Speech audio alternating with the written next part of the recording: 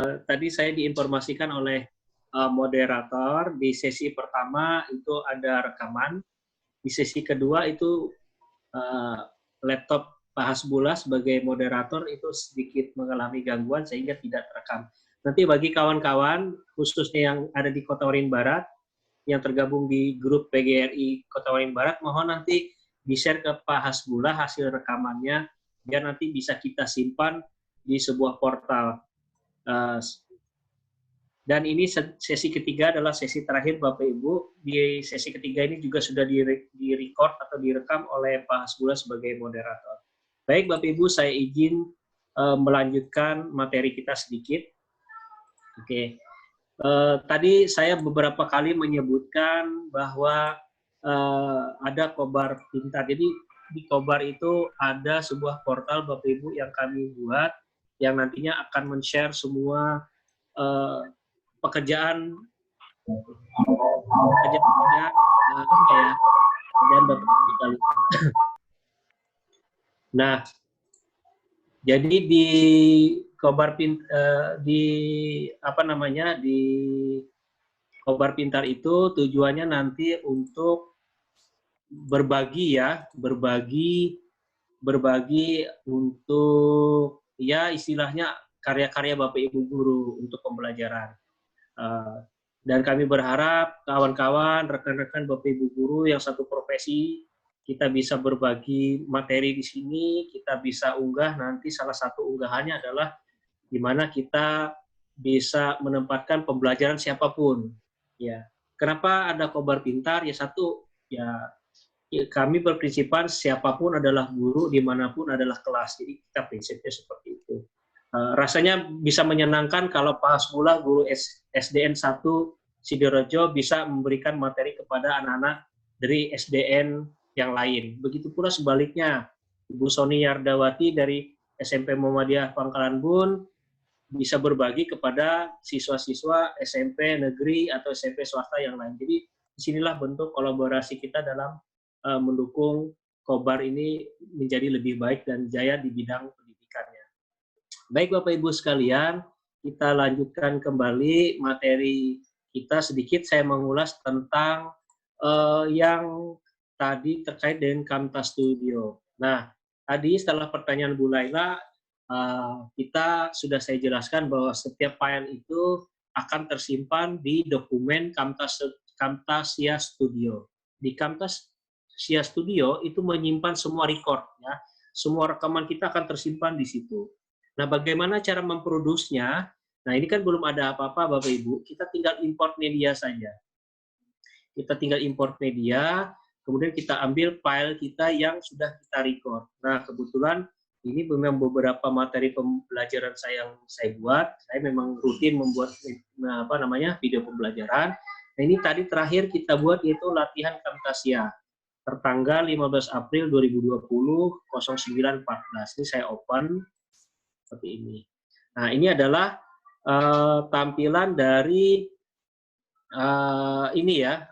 tampilan dari Camtasia Studio yang saya rekam tadi. Ya. Kemudian apa yang saya lakukan, saya tinggal cukup tarik saja Bapak Ibu, kita tarik ke bagian track 1 ini. Di sini ada track 1, kita tarik ke sini. Nah, kita tunggu beberapa saat. Kemudian muncul notifikasi sebagai berikut. Notifikasi ini dia hanya ingin memastikan, Camtasia ingin memastikan ukuran video berapa sih yang kita ingin share. Di sini macam-macam Bapak Ibu. Ada berbagai macam pilihan ya. Tapi saya mencoba memberikan yang lebih ideal saja, yaitu yang ini. YouTube dan Screencast. Jadi karena nanti ini bisa digunakan untuk di YouTube dan dia juga didukung oleh di ponsel, ukuran ponsel sangat merekomendasikan ukuran ini. Maka sebaiknya kita pilih yang ukuran YouTube dan Screencast saja, kita pilih seperti ini. Sehingga nanti ukuran video kita hasil akhirnya berukuran seperti ini. Tetapi dengan format yang sangat kecil sekali. Ya, saya klik OK di sini Bapak Ibu. Yang video comprendo. Oke. Kemudian ini Yang kita apa namanya? Kita atur ya. Jadi ini bisa ada di sini itu karena diambil dari sini. Karena diambil dari recording file tadi saya geser ke sini. Nah, ini tinggal kita jalankan seperti ini.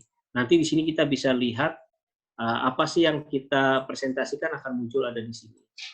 Nah, kalau misalnya ada yang mau dipotong-potong, itu di sini Bapak Ibu bisa memanfaatkan gambar gunting ini.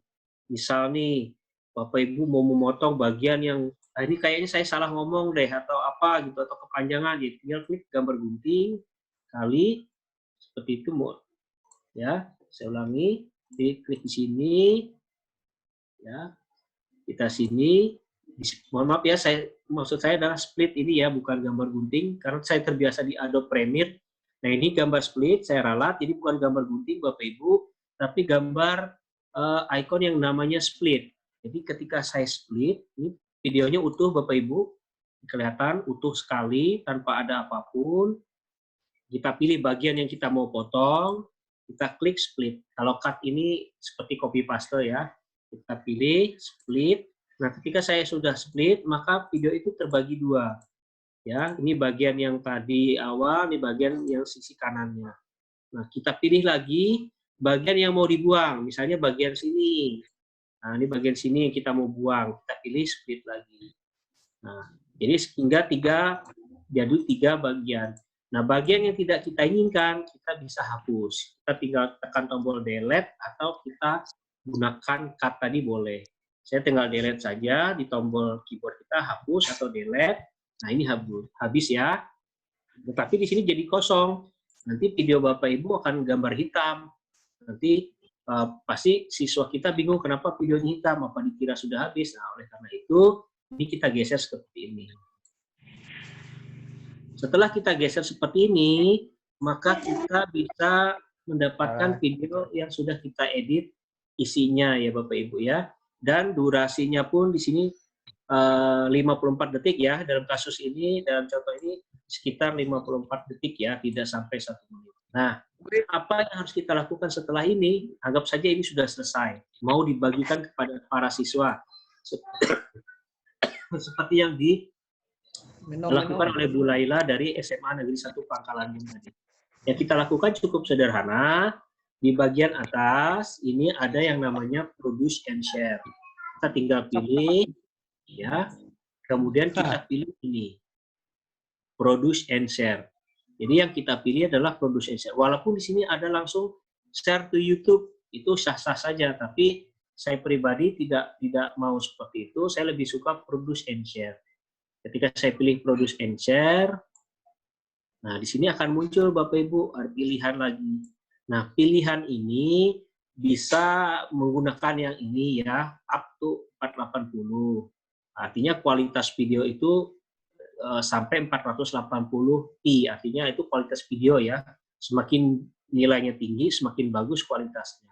Semakin rendah kualitas videonya, semakin buram juga hasilnya. Tapi Camtasia punya kehebatan, walaupun kecil dia mampu menciptakan atau menghasilkan video dengan kualitas yang tinggi. Nah, di saya lebih milih pada yang up 720. Nah, jadi kalau tadi pilihannya adalah up to 480p, maka saya pilih yang up to 720p. Tujuannya apa? Supaya kualitas videonya tetap terjaga, tapi dengan file yang masih menurut hemat saya masih wajar. Mau dibagikan WhatsApp boleh, mau dibagikan lewat email masih oke. Makanya menggunakan MP4 with video player up to 720p. Dibagikan ke YouTube itu sangat bagus. YouTube standar minimalnya adalah 720p. Kalau sudah seperti ini, kita pilih next. Nah, di sini Bapak Ibu pada saat memilih next, kita ganti nama videonya apa. Misalnya video, misal guru agama Islam, apa nama videonya apa. Misalnya video guru IPA apa, atau guru bahasa Indonesia apa. Bisa seperti itu ya, video pembelajaran. Nah, kemudian pada bagian name itu kalau sudah ya kita nanti akan jadi nama videonya ini nanti. Nama file ya Bapak Ibu, bukan judul tapi nama file. Nah, ini adalah folder tempat menyimpan. Sama tempat menyimpannya pasti di dokumen Camtasia Studio. Ini kita biarkan saja. Saya biasanya tidak saya ubah.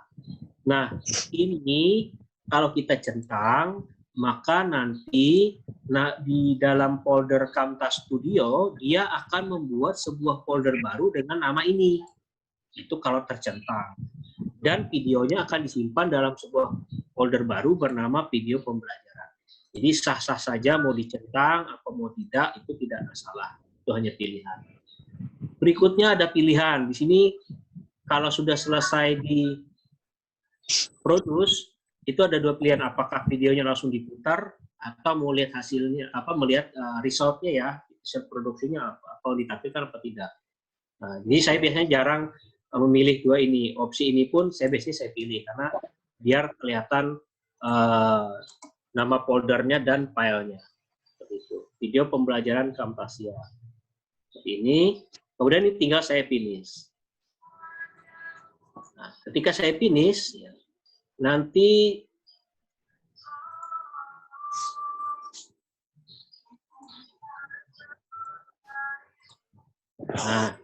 ketika saya finish, dia akan melakukan rendering. Nah, ini rendering ini sangat cepat, Bapak Ibu. Ini adalah salah satu kelebihan dari kelebihan dari Camtasia, dia sangat cepat sekali.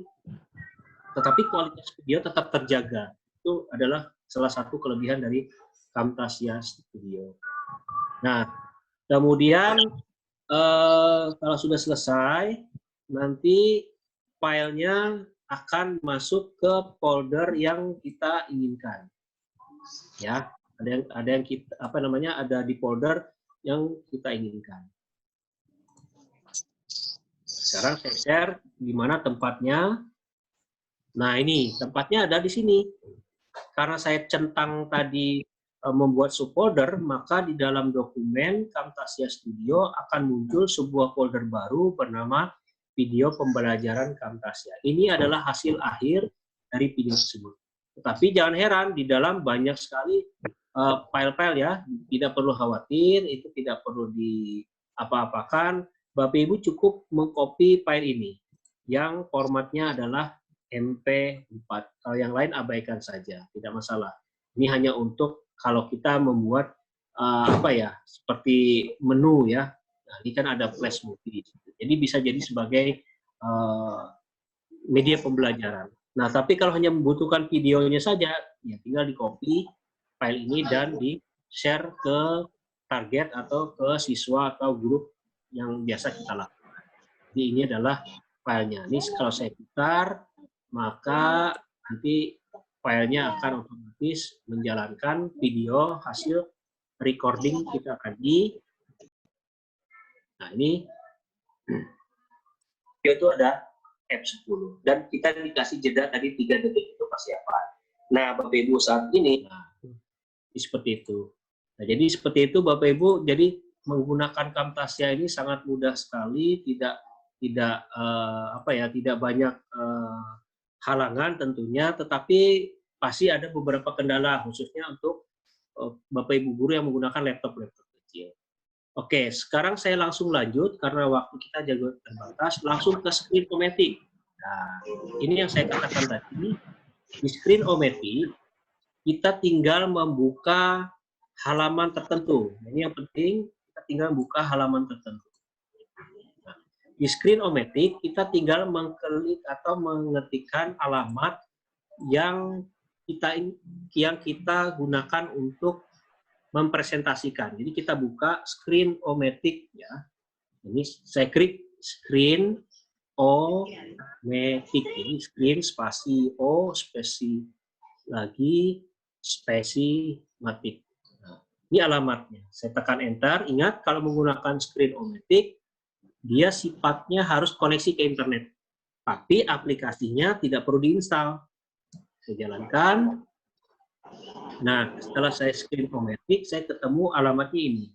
Jadi alamatnya perlu dipastikan dulu, screenomatic.com. Ya, ini screenomatic.com. Saya klik screenomatic.com. Nah, muncullah seperti ini. Nah, jadi tampilannya hanya seperti ini, Bapak Ibu. Bagaimana cara merekamnya? Nah, ini ada menu bernama Start Recording for Free.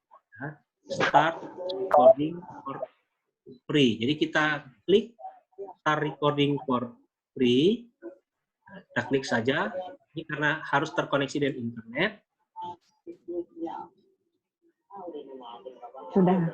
Nah, pada saat screen recordernya berubah, hati-hati Bapak Ibu. Jadi ketika tadi saya back ya, ini start recording for free, tampil seperti ini. Nah, ini sudah siap merekam. Caranya seperti apa?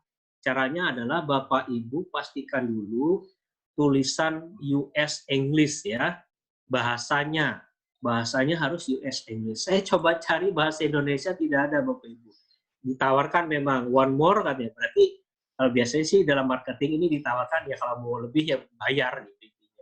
Tapi nggak masalah, saya menggunakan US dan English saja. Karena kalau biasanya awal itu pasti ini Bapak Ibu. Nah, kalau Bapak Ibu pertama kali membuka screenomatic.com ini pasti bahasanya adalah Brasil atau bahasa Portugis. Jadi Bapak Ibu perlu ubah dulu ke US English. Oke, bagian terbaik dari aplikasi ini adalah kita tinggal mengklik ini saja Bapak Ibu. Launch pre-recorder. Ini saya klik ya Bapak Ibu ya. Saya klik. Kita tunggu beberapa saat. Dia sambil loading. Jadi memang dia membutuhkan internet. Nah, karena saya sudah sering menggunakan Screenomatic, maka muncullah buka screen recorder launcher seperti ini. Ya. Jadi saya tinggal klik buka recorder launcher. Ya. Nah, ketika buka recorder launcher, nanti otomatis layar saya itu seperti punya player ya atau punya pengontrol untuk merekam nantinya. Nah, ini kita tunggu beberapa saat. Nah,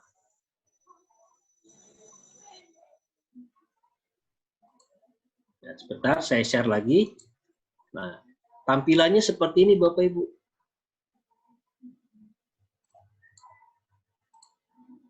Nah, jadi ada tombol semacam saya untuk merecord layar saya ini. Jadi untuk merecord layar saya, tinggal saya tekan klik recording. Ya, ini saya klik recording. Pas Bula untuk di layar apa kelihatan proses yang saya lakukan? Mohon dijawab Pas Bula karena saya tidak bisa melihat di layar. Kelihatan Pak Sarip. Lanjut. Yang ini kelihatan ya? Kelihatan. Ya. Oke, baik. Nah, jadi ketika sudah tampil seperti ini, Bapak Ibu tidak perlu melakukan apapun kecuali recording. Tapi kalau untuk melakukan setting, kita hanya diberikan kesempatan sedikit ya. Ini saya klik yang gambar gear ini. Nah ini, kalau kita hanya mengambil screen saja ya kita pilih yang ini. Nah, kita pilih yang screen ini. Kalau kita mau ngambil webcam, berarti kita ngambil wajah.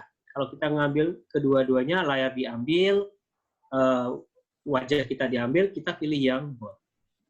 Nah, tadi saya katakan bahwa Screenomatic ini berbayar bulanan atau berbayar langganan. Karena kita menggunakan yang gratis, maka maksimal recording yang kita bisa buat hanya 15 menit saja. Tapi tidak masalah, 15 menit itu menurut saya juga sudah cukup. Kalau kita pengen lebih, ya kita recording lagi selanjutannya. Nanti tinggal disambung atau dikirim 2 bagian. Bagian ke berikutnya adalah tinggal 10 menit. Ya, bagian berikutnya adalah screen-nya. Jadi kita mau full screen ya tinggal kita klik di sini. Nah, ini untuk menentukan kita tahu ini kalau Bapak Ibu lihat, nah itu ada bar atau dinamiknya suara saya, artinya aplikasi ini sudah siap merekam suara yang saya keluarkan. Dan ini saya tinggal rekam saja. Nah, tidak ada pengaturan yang ribet, Bapak Ibu, tinggal saya close saja, saya tinggal record. Nanti dia akan merecord seluruh layar saya. Seperti itu. Ini saya record, nah, nanti dia akan merecord seluruh layar yang ada di laptop saya ini, apapun yang saya lakukan di record sambil ketika saya berbicara seperti ini.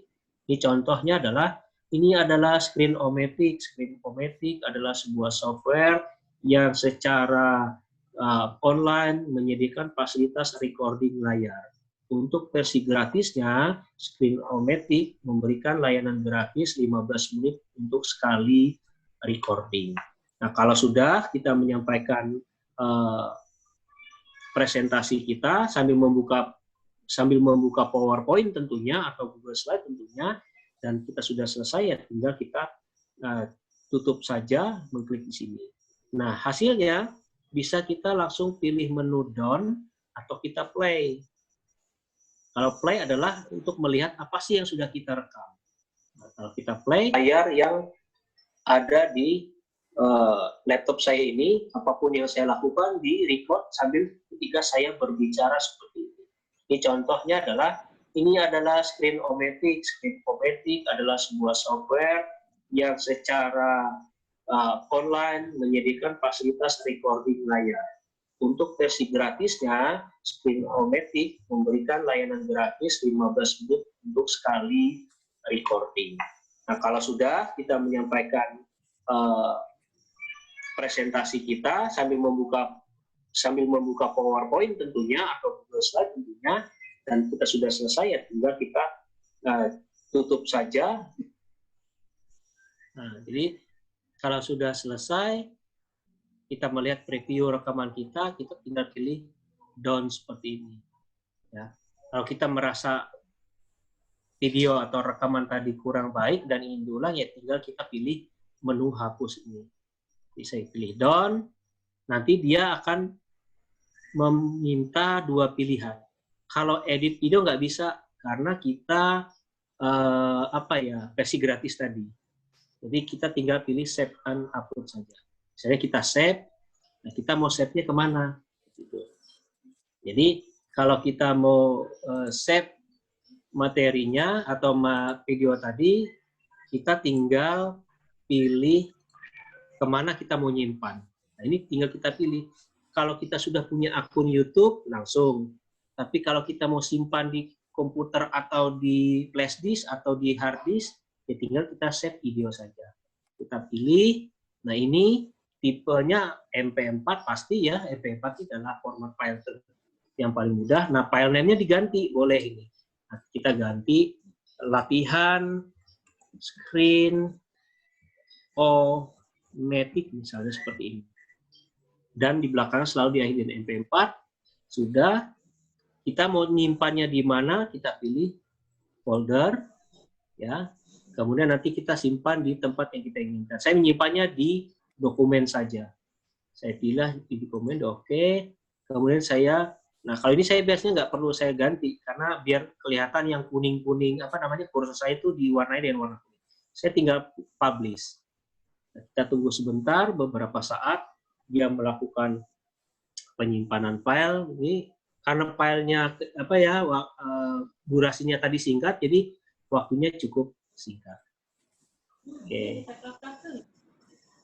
Nah, ini selesai. Kalau sudah selesai, Bapak Ibu. Oke, sekarang saya share hasil filenya. Kita lihat berapa sih ukuran filenya yang kita dapatkan. Oke, hasil filenya adalah di dokumen nih. Latihan Screenomatic itu menghasilkan file sebanyak 1,8 MB. 1,8 MB, sangat-sangat kecil sekali. Jadi sudah dikompres dan bisa kita bagikan kepada para peserta didik kita. Nah, demikianlah Bapak Ibu untuk Screenomatic dan juga sedikit. Jadi kalau dilihat Screenomatic lebih simpel ya Bapak Ibu ya, lebih mudah. Cuma syaratnya itu tadi, kita harus punya koneksi internet. Demikian Pak Hasbullah, saya kembalikan kepada moderator siapa yang bisa saya share di kesempatan ini. Silakan Pak Hasbullah. Ya, terima kasih Pak Sarip yang telah memaparkan materi. Pada intinya ada dua aplikasi yang telah disampaikan dan ada dua pilihan. Yang pertama adalah pembuat presentasinya. Kita bisa menggunakan Google Slide atau bagi Bapak yang ingin offline juga menggunakan PowerPoint yang sudah biasa kita gunakan. Kemudian untuk perekam layarnya, kita bisa menggunakan Camtasia Studio. Kemudian kalau yang ingin online juga ada Screen-O-Matic. Semuanya dikembalikan kepada Bapak Ibu, menurut Bapak Ibu mana yang mudah.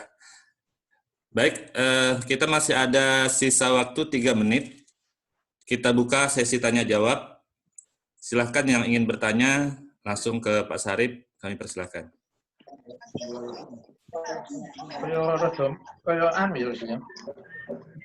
Silakan Bapak Ibu. Kayak basi ngono lho. Padahal anyar, santennya kayak basi. Kenapa? Soalnya tadi yang air kecil Pak. Kenapa? Baik, kalau memang tidak ada pertanyaan untuk kegiatan kita hari ini. Pak. Ya? Pak, mau tanya. Assalamualaikum. Oh, ya. Silakan. Assalamualaikum warahmatullahi wabarakatuh. Waalaikumsalam. Saya dari Pangkalan Banteng, Pak. Oh ya, silakan Ibu. Mengapresiasi program hari ini, Pak, sangat baik menurut saya. Ini bagaimana kalau kedepannya itu kita kembangkan jikanya nanti sudah kasus corona ini sudah berakhir, untuk bisa disampaikan kepada guru-guru, mungkin dilaksanakan diklat yang difasilitasi dari BRI atau dari KKS, KKB, dari tiap-tiap kecamatan gitu Pak. Mohon nanti dipikirkan bersama. Terima kasih. Wassalamualaikum warahmatullahi wabarakatuh. Waalaikumsalam. Waalaikumsalam warahmatullahi wabarakatuh. Pak Sarip bisa bantu jawab mungkin? Nah, kebetulan kan ada Pak Ketua PGRI, kemudian di sini juga tadi ada Ibu Soni Yardawati, Ketua MKKS, mungkin bisa mencatat Bu Kunti ya, dicatat nomor beliau. Kalau kami dari PGRI ini menampung aspirasi, tadi ya tetap kita nanti pasti memang rencananya ada di jadwal hari ini memang pembukanya Bapak Ibu. Nanti rencananya tidak hanya materi TIK Bapak Ibu, bahkan tanya jawab tentang GTK, tanya jawab tentang sertifikasi, ya siapapun yang kita pikir berkompeten untuk ikut kegiatan seperti pasti Bapak Ibu punya ingin tanya-tanya tentang sertifikasi, tentang daporik dan segala macam. Insya Allah kita akan adakan lagi. Kalaupun ada usulan-usulan, saya pikir kontak saja Pak Hasbullah sebagai sekretaris atau usul langsung kepada Pak Turaji sebagai Ketua PGRI, silahkan disampaikan. Yang penting kita di sini semuanya sama-sama berbagi, sama-sama saling menginformasikan. Demikian Bu Kunti. Terima kasih Bapak. Ya, sama-sama Bu. Ya, mungkin terima penutup kasih. Pak Turaji, Pak Hasbullah. Pak Patur masih live, masih on? Pak Patur? Pak Patur masih? Ya. Dibuka dulu, Pak. Silakan Pak Patur Haji untuk menutup kegiatan. Mungkin ada kata-kata penutup.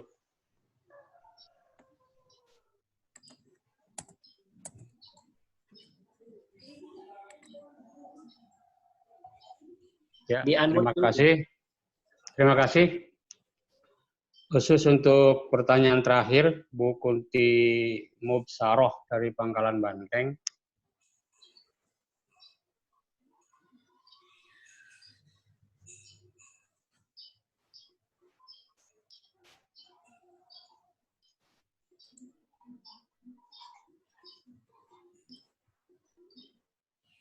Sepertinya ada masalah sama koneksi Pak Patur.